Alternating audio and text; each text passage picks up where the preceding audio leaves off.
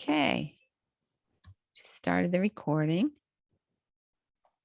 And I think we're ready to welcome everyone. I do believe, 1 minute left. Okay. Talk amongst yourselves. Not too excited, are you? Chris, the way this is set up, do we have to admit everyone, or are No. some people getting in without us No, admitting? we have to admit everyone. No. Okay. Yeah. So, um,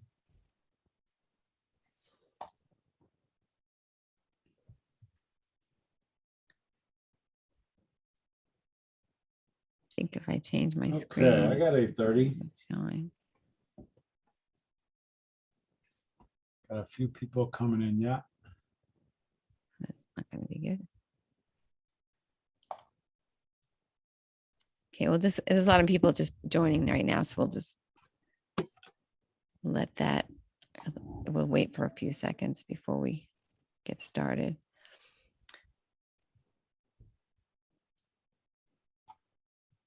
Welcome, everyone. We're really excited that you're here for our every other month online chapter education committee mentoring workshop.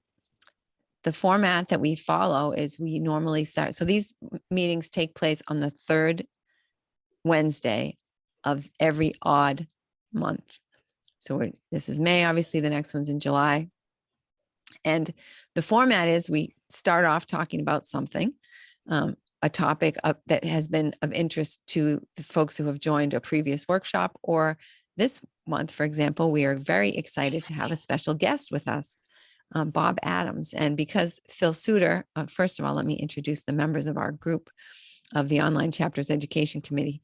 We have Phil Suter, Dan Perlman, and we also have Sriram Radhabushi, but he's not with us tonight.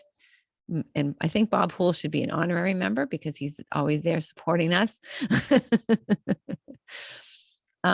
And we have a special guest tonight, Bob Adams. And because Phil found Bob and discovered him and made the contact, I'm going to hand it over to Phil to introduce Bob. But first, I just want to give you our standard disclosure.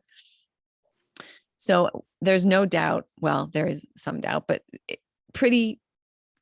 it's pretty likely that we're going to be talking about some specific stocks, about some aspects of the stock market, and those are not meant to be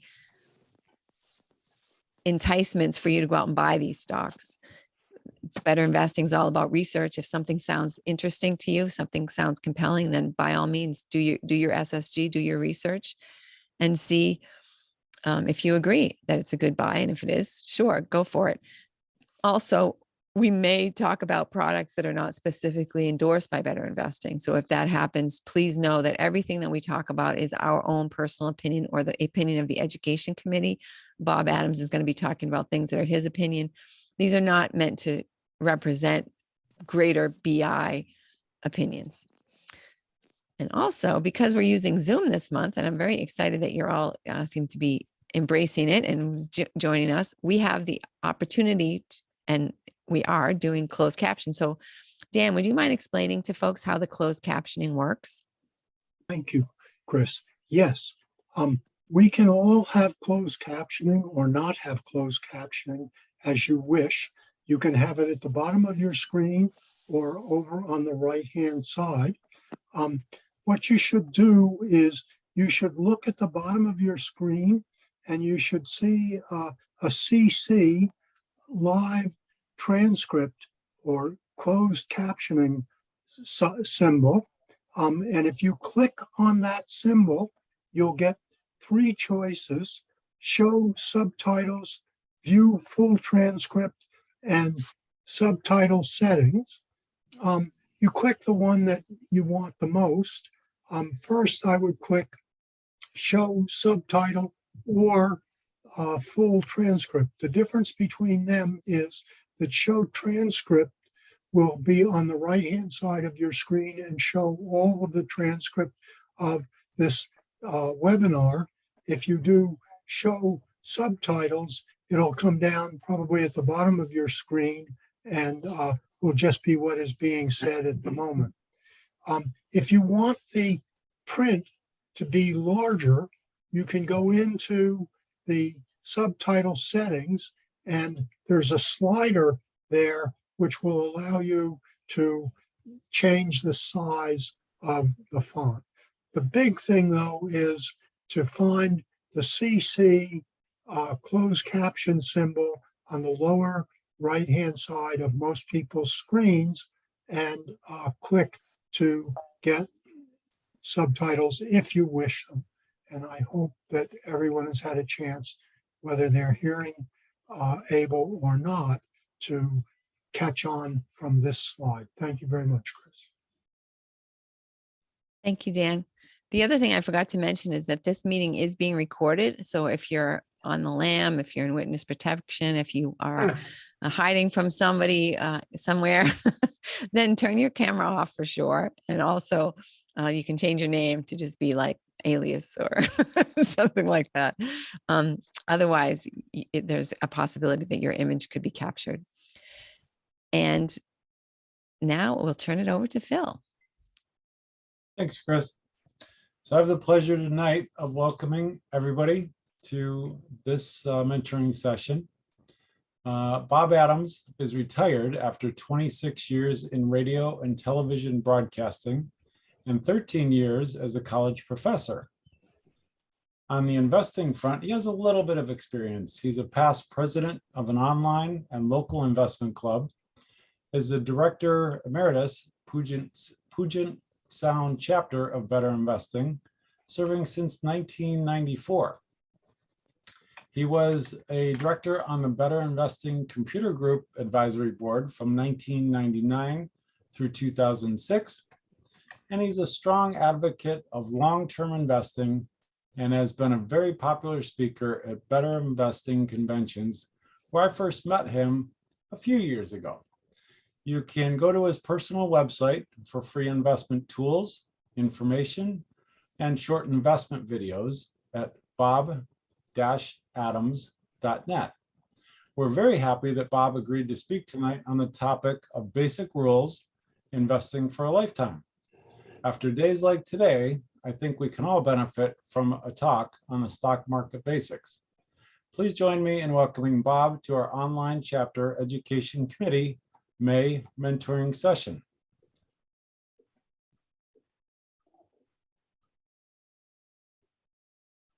All right, you should see my screen. Yep. Now, Chris mentioned we have an opinion or two. Well, I have more than an opinion or two, and you're going to hear a few of them tonight.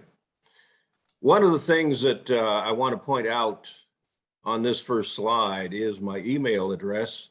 And if there are questions that don't get answered, or if you have a question that pops into your mind later on, feel free to email me. I enjoy talking with people. We're living longer lives. And the end result is that we need to be prepared for a longer period of time in retirement. And we normally work for perhaps 40 years or so, and retirement period is approaching that. So we have to be very careful that we not only have a retirement plan, but we have growth that is going to continue on for a number of years. And we need to be more disciplined. Retirement plans per se are very rare today. Mostly it's a 401k or it's your own Roth IRA. And we have to make sure that we know what to invest in and how to invest. And the SSG is a great tool for doing that. I'm going to talk about some other things that we can do, but I certainly don't want to belittle using the SSG because it's a tremendous tool.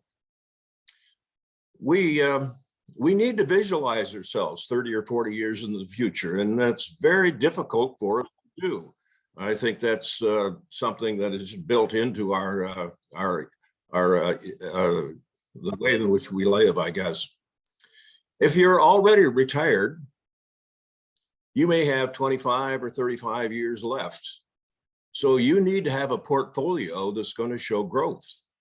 And equities and equity index funds are two places where we can get that kind of growth. And if we're into equities, individual companies, that's where the SSG comes in and very handy.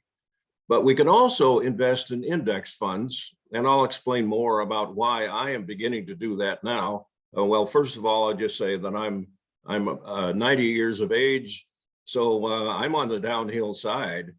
So my kids are going to inherit some money one time, and I want to make sure that it isn't something that they inherit they don't know what to do with. Is an annuity an answer? A lot of times when we retire, we're given an annuity. It's a great tool because it means that you are going to receive a certain amount of money every month until you die. And that's a good thing. But there's a problem, and it's called inflation.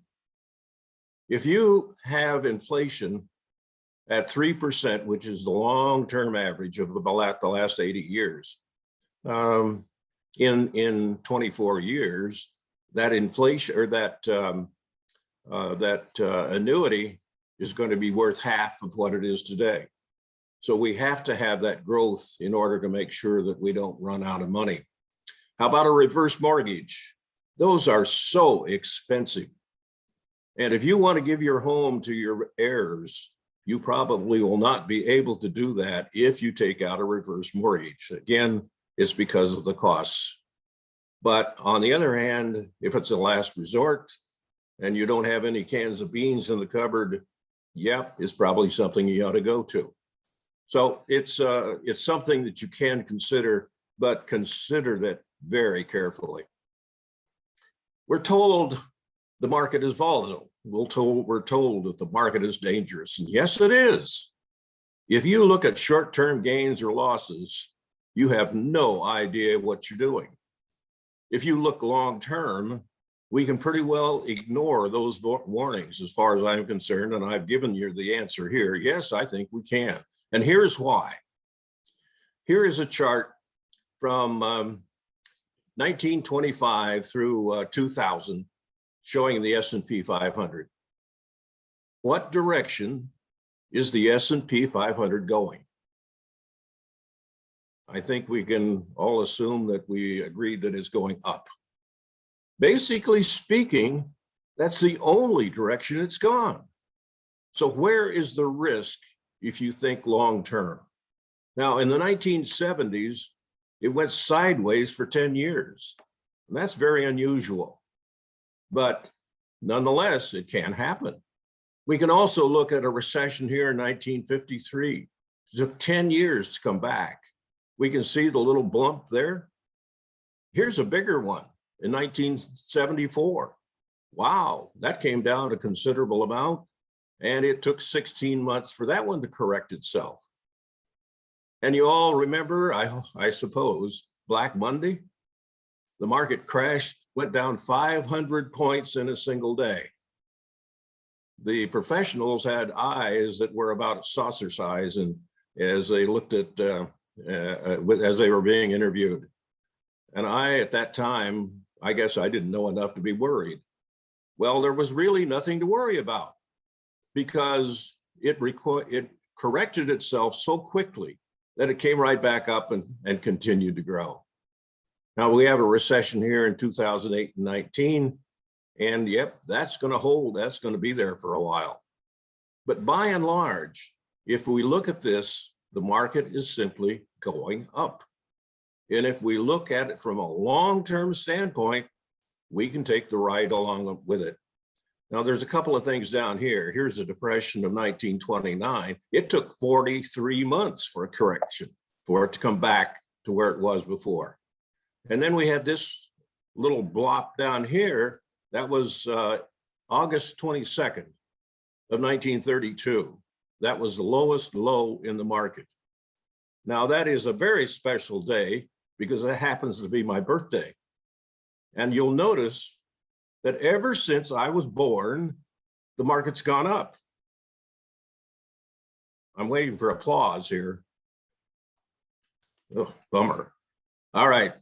The whole point of this is these tumbles that seemed so serious at the time eventually become little blips.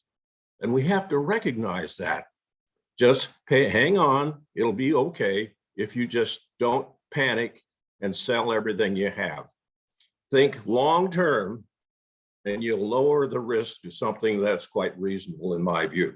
Market goes up. That's the only way it's gone in the last many years, and it probably will continue to do exactly the same thing. Well, let's talk a little bit about the purpose of this. And for young and old, we'll put everybody together here. And the advice is the same. Save early, save regularly. And you'll do well if you just continue to invest that money. You need a cash reserve, things happen. Do you need life insurance? We'll talk about that, whether you need it or whether you don't. And what to invest in, what to avoid, or what to ignore. And for older folks, think about your heirs. Prepare them for your demise. It's going to happen. Sorry. And have a family meeting. We've had several family meetings. They're a blast. They're so much fun. So don't hesitate to do that. I'll talk more about those in a few minutes. If you use automatic deductions from each paycheck by starting early. If you're in your 20s, maybe 10% is enough. If you're in your 30s, you better be at 15 to 20% from each paycheck. And by your 30s, you should have advanced in salary, advanced in responsibility. So you should have extra money that you can do that with. And then take advantage of the contributions from employers. The matching funds that your employer gives you is actually free money. You cannot afford to not use it. So make sure you take advantage of any contribution from your employer in a 401k or a Roth IRA. Set up either one of or both. If you set up a Roth IRA along with a 401k, you have more control over it. You can invest in anything you want. In a 401k, they're normally going to give you a long list of managed mutual funds. Managed mutual funds, on average, do not outperform the market. Well, I'm too greedy, so I don't have any managed mutual funds, I can assure you of that. I will invest in an index fund, and I'll explain more about this as we go through this, but I've started to do that in the last 7 years, and I have an index fund now that is performing at an annualized return of 25%, simply because I buy on the dips. I don't buy at any other time. If you're a breadwinner, you need life insurance. If you're not a breadwinner, you don't need life insurance. And if you do need life insurance, get term insurance. Stay away from whole life. The advice is you should not mix investments with life insurance. And that's what you're doing when you're buying whole life. The payout for whole life is very, very poor. You can make a lot more money by investing that on your own using the SSG if you don't want to use an index fund. So separate them, keep them separated. Do not mix investments and life insurance. Let's talk more about the young people. You need to learn to invest. The problem is, and even if you use the SSG, if you don't have a burning desire to learn to invest, you probably won't do well. The SSG is a tremendous tool, but it requires judgment. And if you put in the wrong judgment, it'll lead you down the path just as any other tool will. So you must have the true interest in learning to use it correctly. And if you do use it correctly, you'll just do amazingly well. One of the things that we want to do is buy equities. We buy quality companies at a reasonable price, and that's what the SSG helps us to do. And we can beat the market averages by following the BetterInvesting testing or a format. Now, if you have no burning desire to learn, if you don't feel that you can be comfortable with using the SSG, simply invest in low-cost index funds or ETFs. Make sure that you ask about the costs. I repeated that, so it must be important. And if you want to know the cost and the return of a particular fund, there's a comparison tool on finra.org/fund analyzer. You go there and type in the ticker symbol of the fund, and you'll get that information. So it's very, whoops, I didn't mean to do that. It's going to try to take me out. By the way, this is an opportunity to say that any of the links on my handout that you can find on my website are active. So if you download from the website, the handout, all of these links will be active.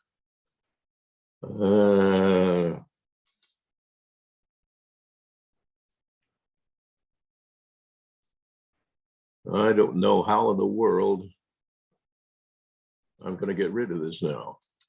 That will do it. Okay. Not all funds are created equal.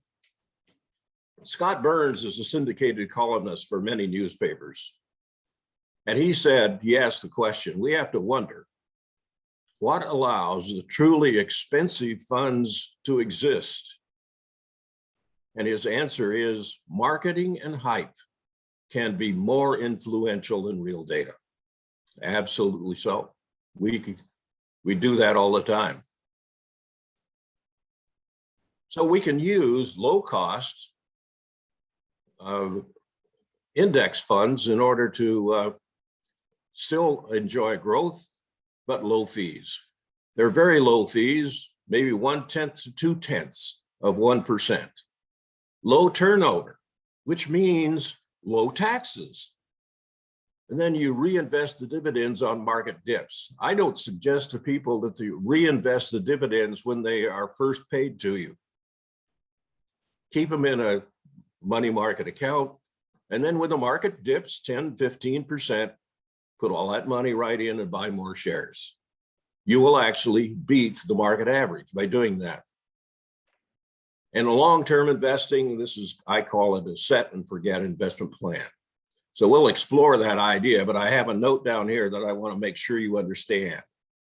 By buying index funds, you are not likely to beat the equities that you evaluate using the SSG. It probably isn't going to happen. So you have to recognize that and just deal with it. But it's something we can do. Now, the simple plan is we'll check the NASDAQ 100 ETF. Ticker symbol is QQQ. Technology Select is an ETF, XLK. And the S&P 500 Growth Fund, SPYG. It outperforms the S&P 500. So why not? And these guys they both have a return on average of 15% per year for the last 15 years. Are you more greedy than that? Well, then you'll have to learn to use the SSG then. Now, these will all provide good diversification and at low cost. And again, I'm going to say reinvest the dividends during market downturns, and you will actually outperform that market index. So you can even do better than that, better than the 15% these two guys are looking at. Now, I should also mention that these two ETFs are very similar in nature. They are both high-tech, large companies, and they pretty much trail each other.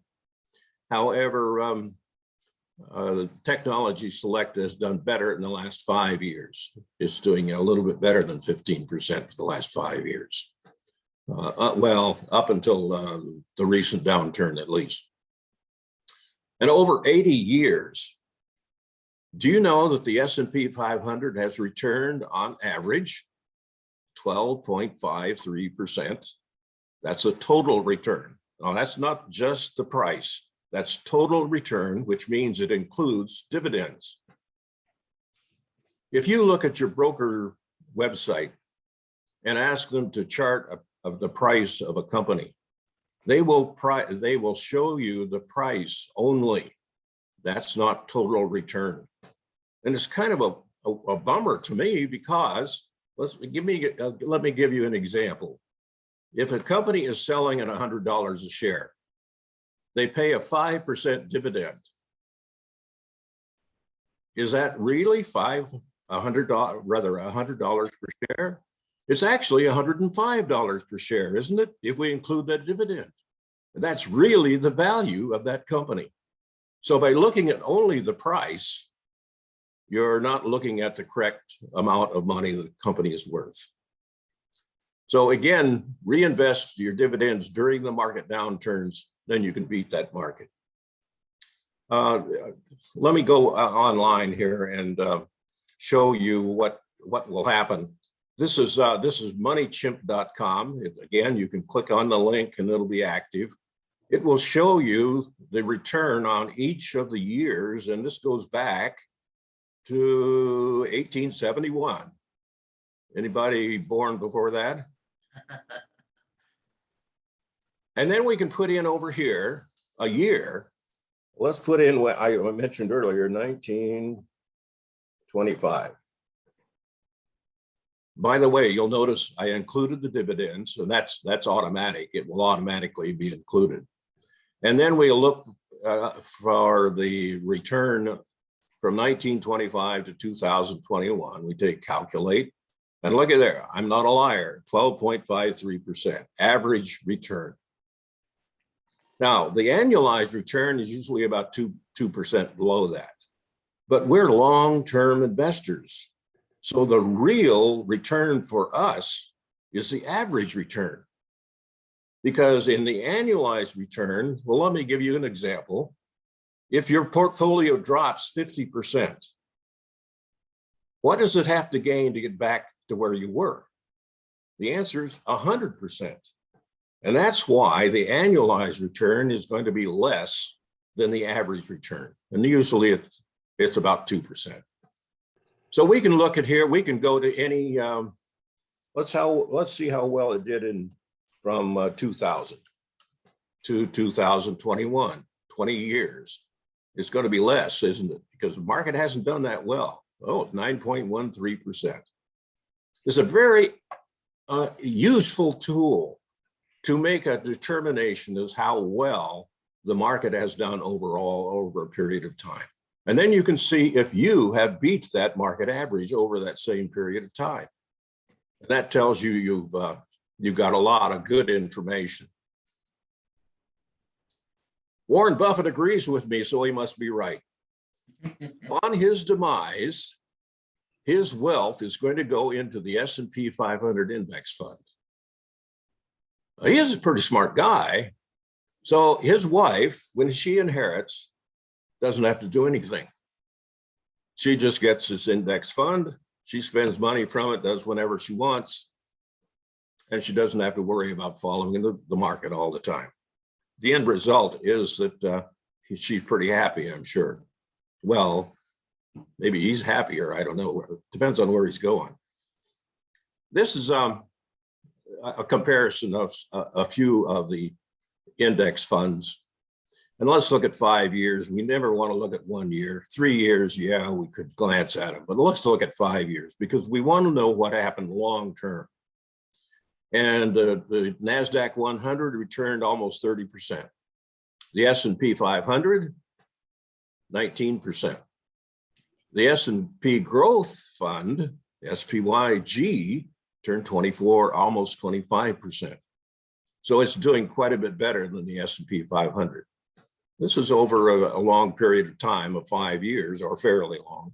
And then there's the market, the total stock market, the Vanguard has at almost 19%. So where do you want to put your money? That's what it really boils down to, where you make the greatest return. Well, what do you expect if you're older? Well, life expectancy using averages of averages is about 95. And you will have, during that time, withdrawn from your portfolio. They recommend not more than about 4% today. And if you have a $500,000 portfolio, that's going to be $20,000 a year. Well, you can't live on $20,000 a year, so you're going to have to find out some way to make more. Well, we do have other ways to make money, but it will last 24 years if you have no further growth. But if you have further growth of 4% plus inflation, we'll add 3% to that. So if you have growth exceeding 7%, you'll never run out of money. And that's what you have to have as a goal. Inflation destroys the buying power of the dollar. It eats away that value. In 24 years, $20,000 is going to be equivalent in buying power to $10,000. That's based upon a 3% inflation rate, 24 years. The rule of 72 tells us this. There's a great tool on fidelity.com. It's a retirement tool that I think is one of the best I've seen because it's simple to use, but it tells you exactly the direction you're going. It'll ask for your current age, your annual income, current savings, how much you're saving monthly, and it includes Social Security income. So that's a realistic type of calculation. This is what it looks like. And this person got a score of 85. He's in the good area. We want to be over here, though, in the green area. And he's saying, or the program is saying, this person's going to need $6,000 a month in order to live, but he's only got $5,000. So we got to make up some more money someplace. And down here, notice it says he'll receive about $1,900 from Social Security. Now, if we change some of the parameters here, then we can change this and increase it and see what we have to do to get over here in the green. So let me go to Fidelity. And this is what you'll get if you click on that link. How old are you? I said 30. And it says, what's the current income? I said, what, 60,000. And then I said, okay, how much have you saved for retirement so far? That was 60,000. That's probably doing pretty well for a 30-year-old. How much you save each month for retirement? I said 600. Whoops, 6,000. And then it says, am I going to spend less? I'll spend more, spend about the same in retirement. I'll just leave it here. It's save the same. And then it says how much, what kind of investment style do you want? So you can select any of these that you want. I'll just click on balanced. And then it says, show me my score. So this guy got an 85.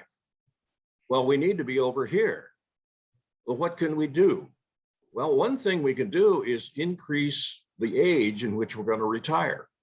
So that goes to 68. That helped. Let's do it again. Do you know, if you do not need the money on your retirement age, at this case 67, if you wait until the next year before you take Social Security, it will automatically be increased by 8%. If you wait until you are 70 years of age, it will increase by 32%, 8%, 8%, and 8%, 3 years difference. So if you don't need the money when you are at retirement age, do not take it. Leave it there and get an automatic 8% increase for a year you wait. So let's say, well, okay. Oh, by the way, I want to go back here. Now that says 6,000. So we're short again by about 500, 600. But notice that it says we're now at $2,000 from Social Security. And if we wait again, 69, let's just go to 70. Okay, now we've got 104, we're in good shape. By the way, you can read this if you want to, there's information there. And now we are at, well, 71, no, we're at 70. And now it says we're good to go. But notice the Social Security payment went up again. So now we're getting $2,300 a month from Social Security instead of $1,800 when we first started. So again, we're taking advantage of that 8% per year that you gain when you wait that extra year. We could also have said, well, we'll increase the monthly savings. And if we can afford to do that, why not do it? Or we could say we're going to spend less, spend more. And we could also change the investment style over here. Right now, it says it's 50% stocks, 40% bonds, 10% short term. We do need short term in order to take care of any emergencies that might crop up. But we can take, well, 40% bonds to me is, I would never do that. Okay, well, forget I got into that. See. Credit cards. They are very expensive. The interest rate can bury you financially without you actually realizing it, because you're just going to pay what they ask you to pay. You aren't thinking in terms of what it's really costing you. So be very careful with credit card debt. And be especially careful with debit cards. They are dangerous. If somebody gets your debit card and takes all your, runs your account dry, it's unlikely that you will get that money back. The advantage of a credit card is if somebody steals your card and uses it and buys a bunch of stuff, you probably will get all of that money back. So there's a world of difference between the two. You need to be very careful with the debit card. And with a credit card, make sure you pay off the balance every month. If you cannot, don't use the credit card. Now, don't cancel them. That'll affect your FICO score. So you want to keep the card, but just tear it up, cut it up, burn it, do whatever. Then you don't have to worry about it. We'll focus on major investment strategies.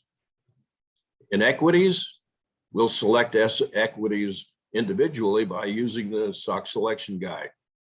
We can also invest in index funds. Again, stay with the standard indices. Don't go outside. I'm told that there are as many ETFs today as there are stocks in the American Stock Exchange.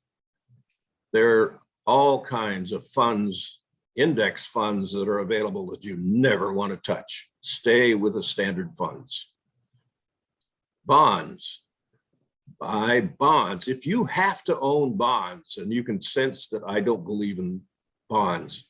If you have to buy bonds, buy a bond. Never, never, never buy a bond fund. Did you get the message? Okay. The reason is you aren't guaranteed your principal back. You actually have no idea what the principal will be when you sell that bond.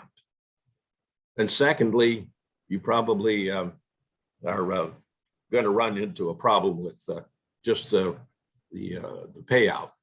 Won't be much. Avoid managed mutual funds. That's a personal thing with me. And you just heard me talk about bond funds. And you can understand that's a really personal thing with me. We buy bonds, we say, to shore up our portfolio when the market goes down. Have you ever looked to see how much they really add to your portfolio when there's a drop? It isn't much. And in the meantime, over years, you aren't getting a good return. So be very careful. Okay. Set up a Roth IRA as soon as your kids have income. Now that can be very young. You can pay them for doing chores. That's income. And instruct them on the importance of investing. Instruct them how to invest, and start with an index fund. Just keep it simple. And then you can match their contribution by saying, oh, well, they got a bonus. Now, the IRS may not like that too well, but they won't know about it. But you're teaching your kids an important point when they're very, very young. And then go to this website.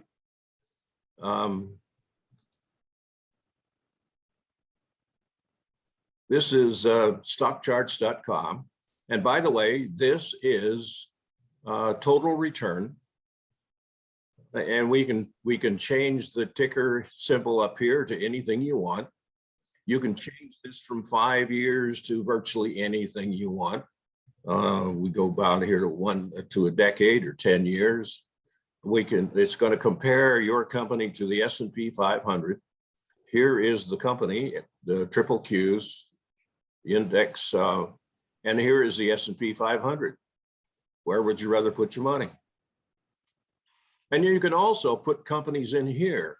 Let's look at XLK, the other stock or index I mentioned. We'll put it in there, then say draw the chart. And now we can compare those one against the other. You can see the XLK has been outperforming. I'm looking at 1 decade. Let's look at 5 years again, because XLK has been outperforming the triple Qs in the more recent times. So, but again, they pretty well match each other as time goes on.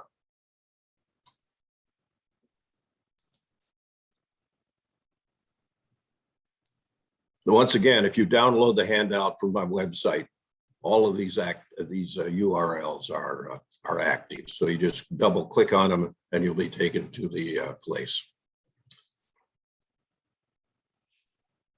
Life insurance. For older people, make sure that your beneficiaries are up to date. You need to think about that.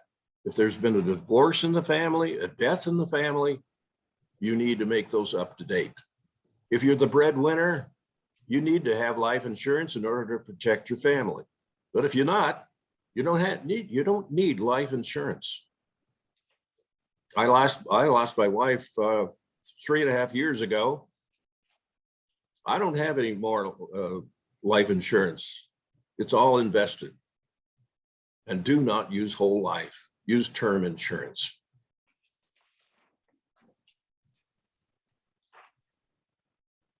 Who is your investment account contact? We need to make sure that we let our family know certain information in case or when we die.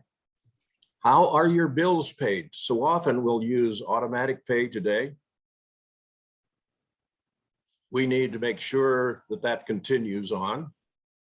You might be very careful in telling your bank that your husband, your father, your whomever died, because they might just freeze the account. Then you've got money sitting that you can't get to. Be very careful. Credit cards and contact information, mortgage loans, due dates, real estate. What are the taxes? How are they paid? Give them the parcel numbers so they don't have to look around for it.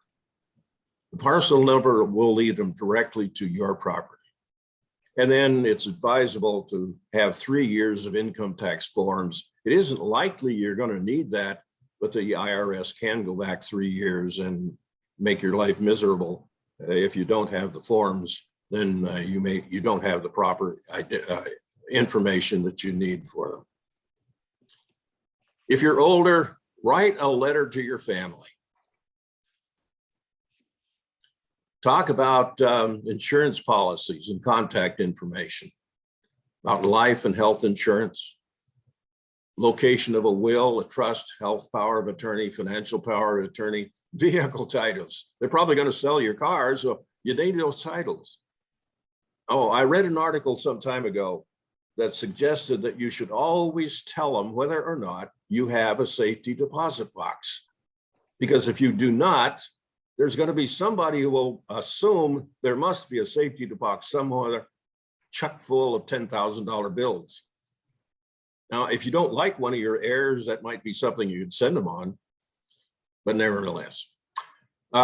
Give your health power of attorney to your insurance company and your doctor. Give your kids passwords or put it in that letter. You don't need to give them to them, but put it in the letter so they can operate your computers. You might want to write your obituary. That's kind of fun. What'll be done with your body? What do you want?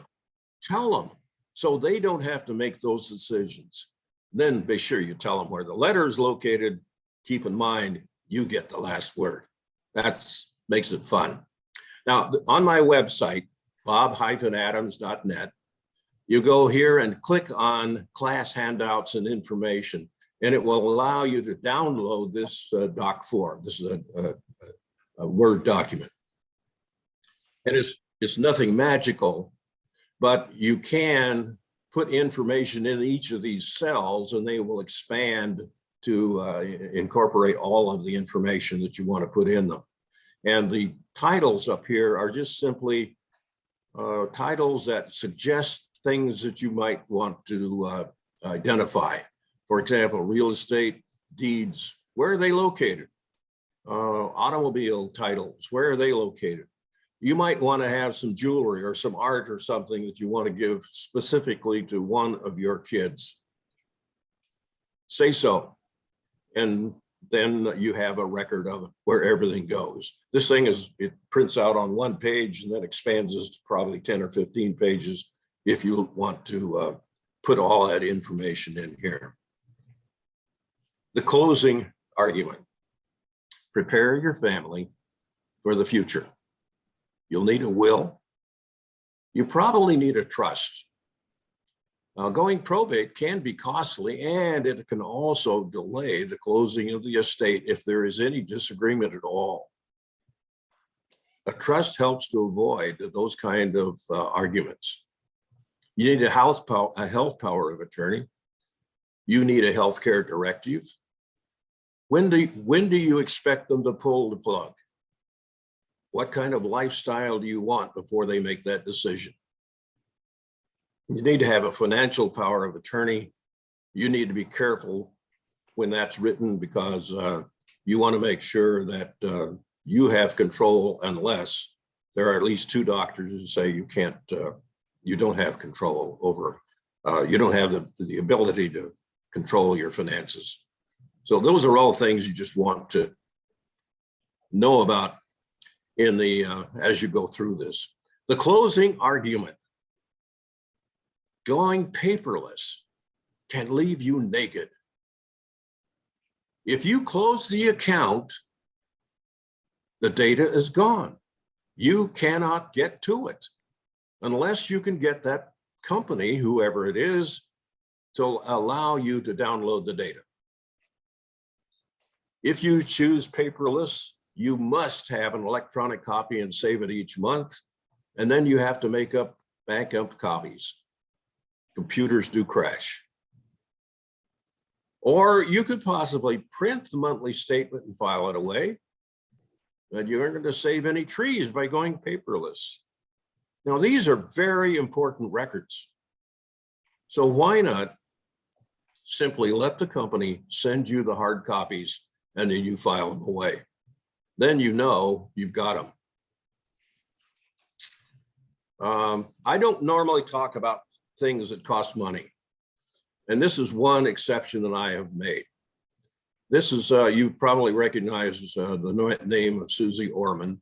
She's on the PBS stations quite regularly. She has a software that will enable you to fill out a will, a revocable trust, health power of attorney, and a financial power of attorney. On her website, it costs you $199. But if you watch a PBS station and watch one of her programs, quite often they'll have it at a discount. It's something that I wondered about several years ago And I actually bought it. I actually spent money. That must be a surprise. But I wanted to see just how easy it is to use. And I was pleased to see that it's very easy to use. You can update it anytime. There's no additional cost. It's designed for the state in which you live. It's a very good tool. Now, again, my look at it gave me that impression. And I have not seen any other comments about it being not being useful. So I can't feel that I recommend it per se, but it's something you can look at if you don't have a will, a revocable trust, or power of attorney for health and financial. You can go to a lawyer and have them do the same thing, and it'll cost you a few $1,000s. We can do it for $200 if you really want to do that. So that's about all I'll say about that. And the end is very near. Well, very near for me, maybe not you, but we'll see if there are any questions. Great, Bob. I had a question from somebody in the audience, and while I'm asking this, if anybody else has a question, feel free to put it in the chat or raise your hand under reactions, where you can raise hand at the bottom of the screen under reactions. The question was from the audience so far, the letter to the family is great.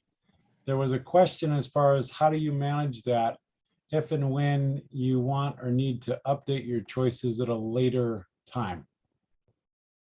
Update, what were we updating? So the letter to the family. Oh, So okay. If things change over time and you want to update it, do you normally, would you date that or just change it and print out a new copy? That's a good point, because I didn't put a room on there for a date, but that would actually be, yeah, you should, because you need to know. My letter that I have set to my, put aside for my kids, boy, yeah, I have a date on it. And I also indicate that there's a hard copy available, and then there's a copy on my computer.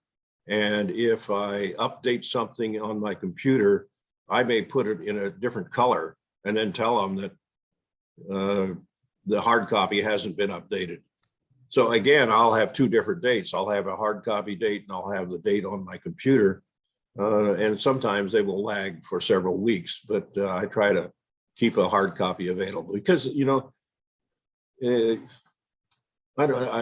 when I go to work on somebody else's computer, for some reason, my mind goes blank.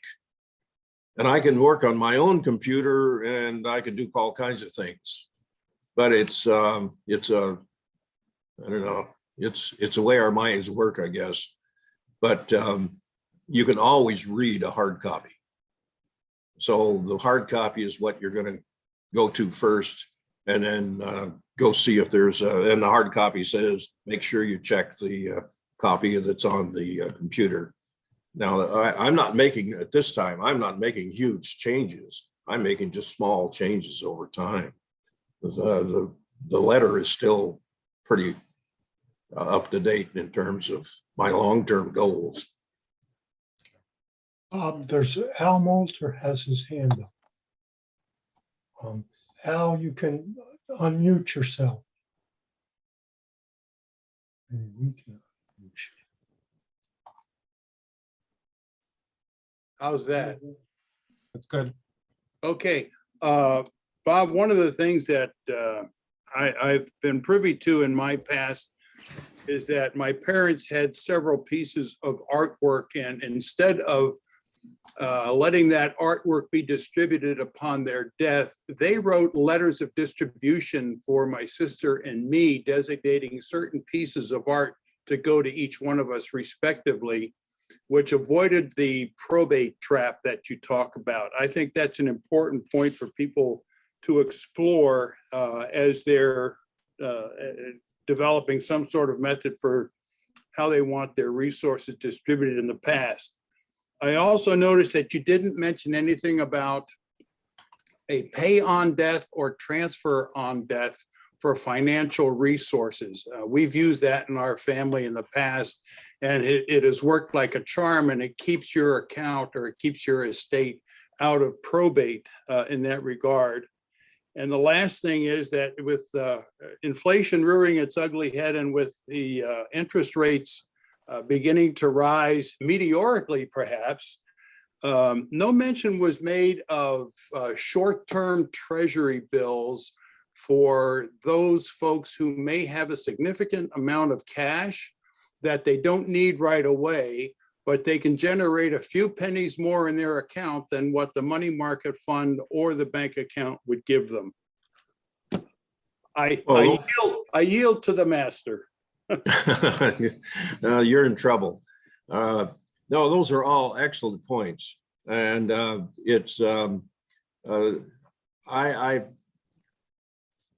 I could include those, some of those, but then I'd be going over my time. They have a big hook here, and I have to be careful about the timing. But those are all very good points, and I would agree with you on each one. There are different ways to kill the cat, but they all basically accomplish much the same thing. You just have to figure out which one that you want to use or you're more comfortable with. But those are excellent points.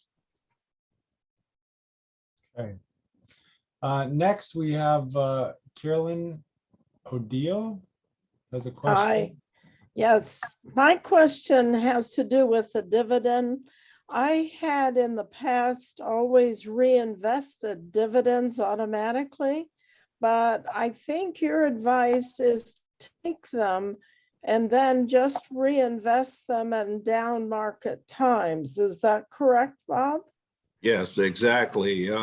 Now, that takes a little more sophistication because you have to have the guts or the nerve. I'll be careful here. You have to have the nerve to do that. And by that time, everybody is selling and you're going to be buying. And that takes some real nerve to do that. That's the only disadvantage of that. But basically speaking, if you reinvest dividends as they become available, you'll still do quite well because we know that's just the power of compounding. But you can do better simply by waiting until the market goes down and then put that money to work. Is there any additional cost to doing that? Nope, no. Okay. Because there are no fees for buying and selling now if you do it yourself. Okay. If you're working through a broker, I wouldn't do that. No, I would reinvest the dividends when they are issued, because a broker is going to charge you extra, or is like.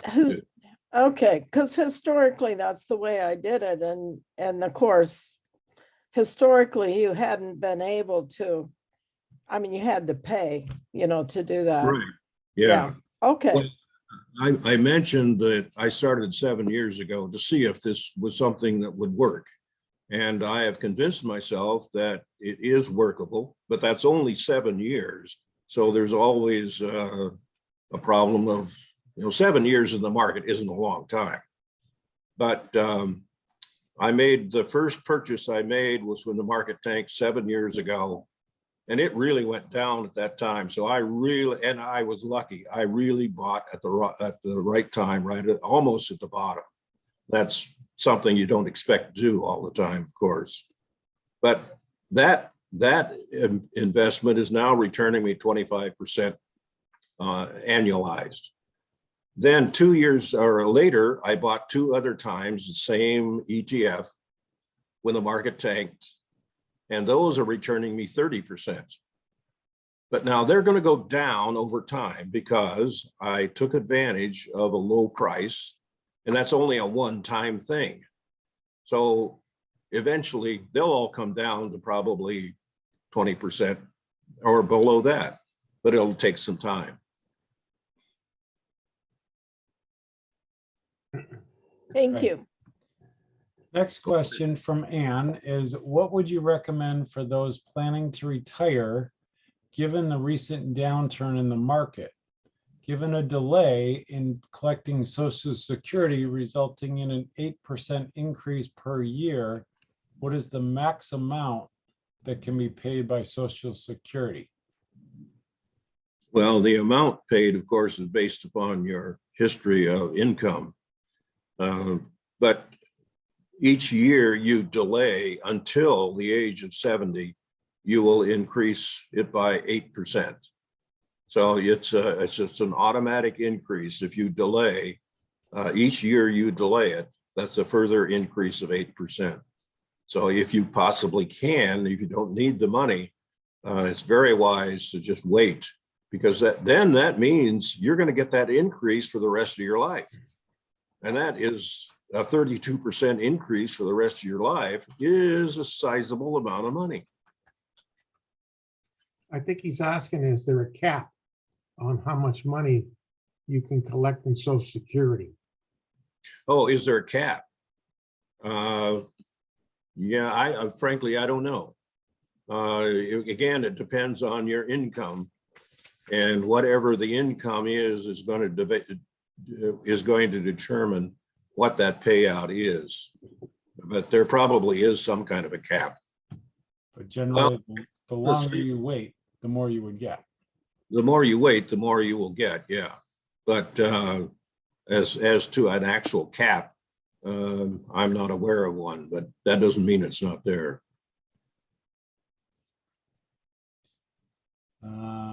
And then there was a question from Bernie. What do you think about seeking out and utilizing a financial advisor?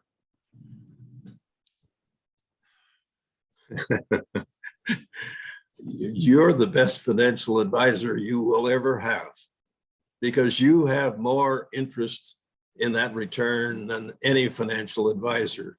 Now, if you don't have that burning desire to learn to invest properly, you're probably better off with a financial advisor. And normally, if you can, you want a fiduciary. That normally means you're going to pay a percentage of your portfolio. It usually, if it's less than $1 million, they charge 1%. If it's over $1 million, it's normally 0.75%. So it's still a sizable sum, but that at least is probably an indication that you are dealing with someone who has fiduciary responsibility, whatever that, how much importance you place on that. Well, and what I may add to that is that it's got to be compatible with the personality. If you're going to work with a financial planner, make sure you can work with them and you've got an understanding. I've talked to some financial planners in the past, and there's a few egos and everything else. So you got to be able to work together. Well, there's one thing that most people don't stop to realize, and that is that a broker is not trained to pick stocks. A broker is trained to sell. That's what they're trained to do. They are not trained to pick stocks. What they have in the background is an advisory group, and they are the ones who suggest what the brokers should buy or sell. Now, the key is, does he or that person have a good research department? Now, oh, for heaven's sakes, can't remember the newspaper now. They used to publish every year a list of the top research departments, not the stockbroker, the research departments. And they stopped doing that because none of the major houses were ever listed on that list. It was other lists or other research departments. And at that time, I was looking at the investing in that through that broker or an advisor, I guess I should say. And they beat the market for 7 years. And then they sold that, they left that brokerage, that they left that advisory department and went to another one, and then they underperformed the market from there on. It's critical as to who that research department represents.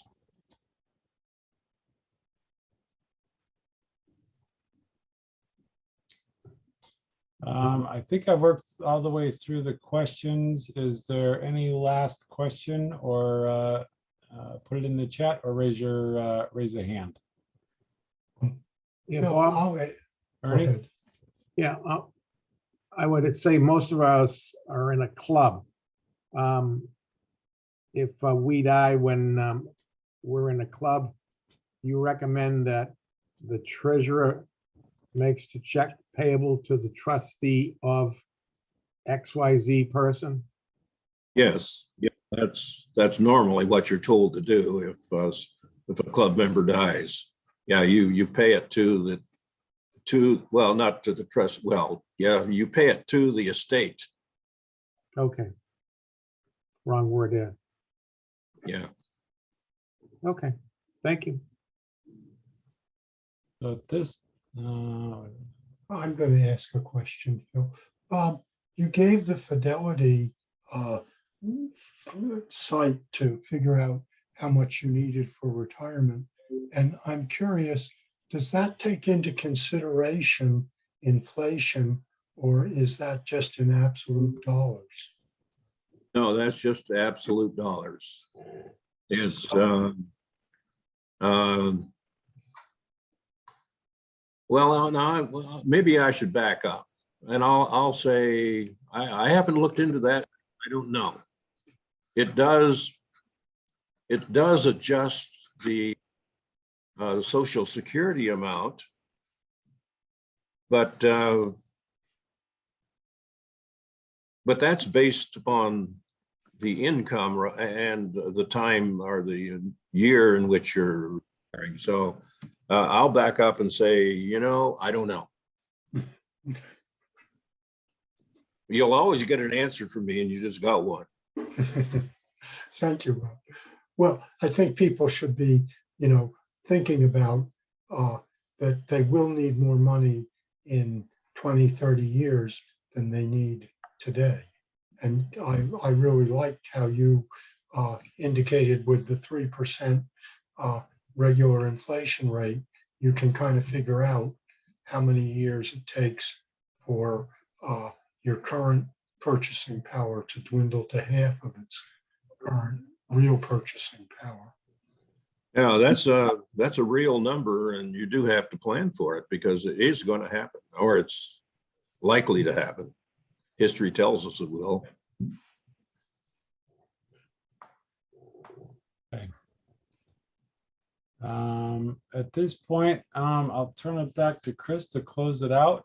But wanted to thank you very much, Bob, for the presentation and your time tonight. It's been fun. I hope you guys do well. Thank you, Bob. That was fantastic. Have got a lot of great comments in the chat, and a lot of people are very happy and grateful and excited that you were with us this month. So thanks so much. Well, Before you and I are opinionated, so they need to remember that. That's why we get along so well. So before I close it out, did anybody have any questions, even questions that don't apply to Bob's? I mean, this is still our open forum meeting, so you're welcome to ask any question about anything. Before we got started today, we were actually chatting about the volatility and the changes in the stock market at the moment. But so I think it's just for us to say thank you, Bob, so much. And thank you all for coming and listening. Our next meeting is July 20th. So we do these every odd month on the third Wednesday.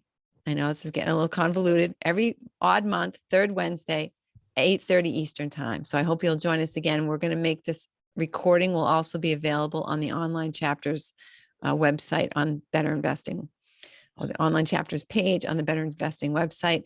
Does anybody else in the group want to add anything? Did I forget anything? Or Yeah, I bought PayPal today. Take a look at it. But you're not recommending it, right? No, Recommending we take a look, which I think is a great, I said, take a look. excellent. Thank you. All And right, if- everybody. Thank you if so you much look- for being with us. We really appreciate your time. And if you have any suggestions for either speakers or topics for future meetings, we would love to hear them. We always start these with some type of a training or some type of one subject usually kicks off the meeting. So if you have a suggestion for that topic for July or for any other month, otherwise we're just going to pick and you'll be stuck with whatever we decide. All right. And some of our past ones, the last time we did doing a first cut presentation, and we did how to find great stocks. So if you look back into the archives, you'll find some our previous meetings, and they're just as fun as this one, although we don't have Bob at those. Chris, just one thing in the chat, if people didn't see it, Sarah Mateo said, I use a Fidelity tool. I think it asks you if you want to include inflation and how much. So apparently that's an option with the Yeah. Fidelity tool. Great. Excellent.